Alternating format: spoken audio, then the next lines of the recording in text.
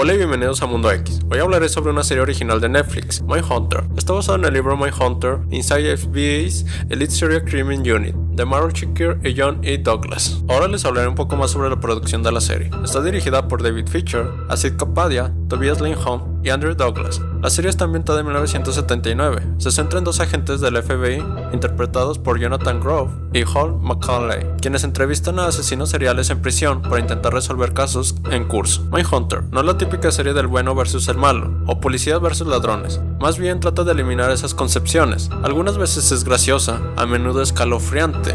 Es una serie fascinante. Cada capítulo te atrapó más que el anterior.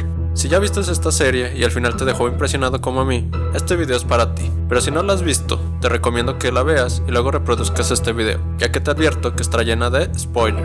Ahora te hablaré sobre las personas que inspiraron a cada personaje de esta serie, así que comenzamos.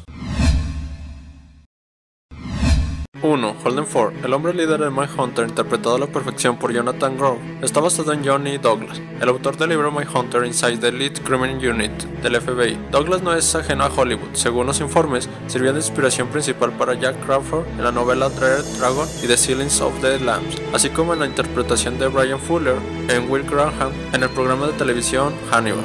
En Mindhunter, Ford es un agente de la unidad de ciencias del comportamiento del FBI, viajando por el país para entrevistar a algunos de los criminales más notorios de la historia de los Estados Unidos.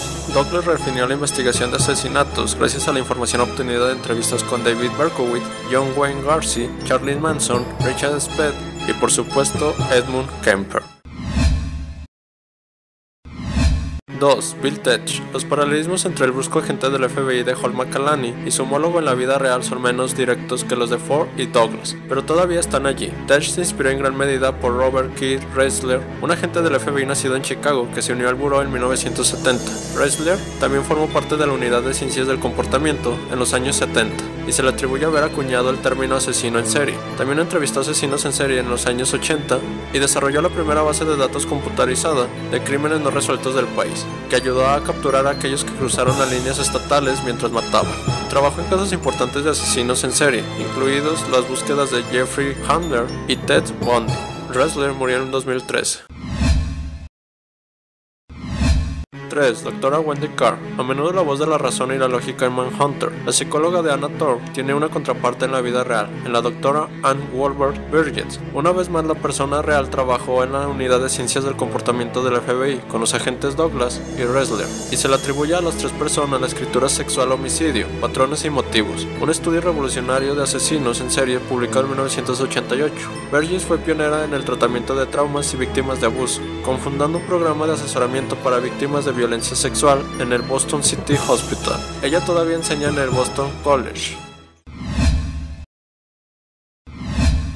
4. Dennis Rader, el hombre de ADT de Wichita, visto en las escenas de apertura de varios episodios, es también el personaje más elusivo de Mindhunter. Todavía no se le ve interactuar con otros personajes importantes, pero está familiarizado instantáneamente con los asesinos en serie de los Estados Unidos. Dennis Rader, el asesino de BTK. Rader se dio a sí mismo ese nombre, BTK, en una de sus muchas cartas a los medios, que significa atar, torturar y matar, su método preferido de ejecución. Es interesante que en la escena final de la primera temporada de Mindhunter se le ve a Rader, lo que indica que aparecerá en la segunda temporada. Rader no fue atrapado por sus asesinatos hasta el 2005, por lo que probablemente sea parte de la serie por algún tiempo. 5. Ed Kemper. La presencia descomunal del asesino mixto define la primera temporada de Mindhunter, llevando a Ford y a Tetch por el camino que lleva a su investigación de perfiles de avanzada. La versión de Mindhunter de Ed Kemper, interpretado por Cameron Britton, es muy similar a lo que sabemos sobre el asesino en serie de la vida real. La serie se cita directamente en entrevistas reales realizadas con Kemper en prisión. Kemper mató a sus abuelos cuando era adolescente, pero luego fue dado de alta por un hospital psiquiátrico a los 21 años. Desde mayo de 1972 hasta abril de 1973, secuestró, asesinó y torturó a 8 personas más, antes de que él finalmente se entregara a la policía. Kemper todavía está encarcelado en las instalaciones médicas de California. 6. Ralph Rizzo. Cuando Ford y Tesh le hablan a la versión ficticia de Rizzo, descubren que no todos los asesinos en serie son tan abiertos como Edmund Kemper. Rizzo, interpretado por Sam Strike en la serie, no es mucho menos un hombre conocido, pero sus crímenes fueron innegablemente horribles. Se destaca por lo temprano que comenzó sus ataques. Al parecer cometió su primera violación a la edad de 14 años. Al igual que Kemper, Rizzo fue enviado a una institución mental y es conocido por convencer a sus consejeros de que estaba mejorando. Para cuando fue arrestado a los 19 años, había matado a 5 personas y había violado a menos una docena. Actualmente está encarcelado por 5 cadenas perpetuas. 7. Jerry Brudos. El hombre que aparece en los episodios 7 y 8 es también un verdadero asesino en serie, calificado por la prensa por sus crímenes como el asesino de la lujuria y el asesino fetichista de zapatos. Lo que Ford y Tesh aprenden de Brudos es esencial para perfilar criminales, y algunas de sus confesiones parecen sacadas de la realidad. Realmente era el hijo menor de una madre que quería que fuera una niña, y su fetiche por los zapatos de mujer comenzó a una edad muy temprana. Brudos, interpretado por Happy Anderson, fue enviado a un hospital psiquiátrico después de su primer crimen. Secuestró a una mujer cuando tenía solo 17 años. Pareció asentarse en los años posteriores a su liberación. Se casó y tuvo 2 hijos, pero su jerga de asesinatos comenzó en 1968. Vestido con ropa de mujer, Brudos mató al menos a 4 mujeres jóvenes en Oregon, mutilando y guardando partes de sus cuerpos como trofeos. Murió en prisión en 2006. 8. Richard Speck. No se vuelve mucho más repugnante Richard Speck en la serie. Interpretado por Jack Erdin en Mindhunter, sin embargo los crímenes de Speck son diferentes a la mayoría de los demás en esta serie. El 13 de julio de 1996, Richard Speck torturó, violó y asesinó 8 enfermeras del Hospital Comunista del Sound de Chicago. Anteriormente había cometido actos violentos, pero fue el horror del evento singular lo que hizo noticia en todo el mundo, especialmente porque una mujer escapó para describir la pesadilla. En Manhunter, Speck es un monstruo agresivo y es cuando Ford se hunde a su nivel que pone su carrera en peligro. Speck murió en un ataque al corazón en 1991.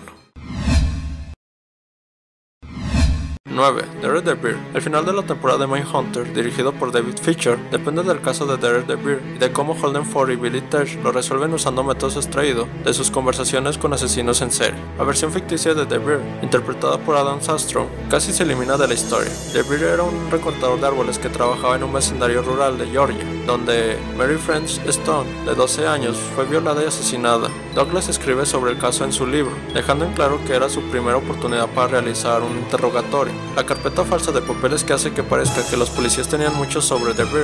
La gran implicación que la víctima estaba pidiendo que debilitaran la defensa del sospechoso, y la roca ensangrentada colocada frente a él. Todas esas tácticas eran en realidad utilizadas en el interrogatorio de Douglas, y finalmente lo condujeron a su confesión. Incluso el drama de la prueba del polígrafo pasado proviene de la historia real. Antes de despedirme, como podemos ver, Netflix está tocando temas muy delicados y sin censura. Creo que gran parte de su éxito se debe a esto. La serie tiene contenido sexual explícito, violencia y lenguaje soez, así que la considero para mayores de 17 años en lo personal. La serie me pareció muy buena. El final me dejó muy impresionado. Si ya viste la serie, te invito a que me dejes en los comentarios qué te pareció. Bueno, eso ha sido todo de mi parte. Si te gustó el video, regálame una manita arriba, compártelo con tus amigos para que se enteren de esta interesante información. Sin más por el momento me despido de ti, pero sin antes desearte que tengas una excelente semana. Adiós.